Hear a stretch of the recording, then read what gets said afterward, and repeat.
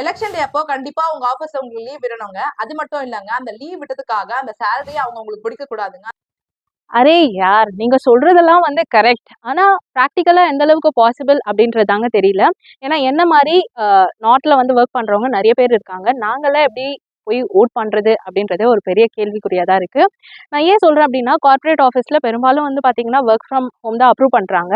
அப்படியே அப்ரூவ் பண்ணா கூட எங்களால வந்து ஓட் பண்ண முடியாது. ஏன்னா நான் இப்போ லக்னோல இருக்கேன். வேலூர்ல போகணும் அப்படின்னா I have to take train, இல்லைனா வந்து ஃப்ளைட். ட்ரெயின் எடுத்தேன் அப்படின்னா கூட 36.5 hours ஆகும் போகிறதுக்கு மட்டுமே.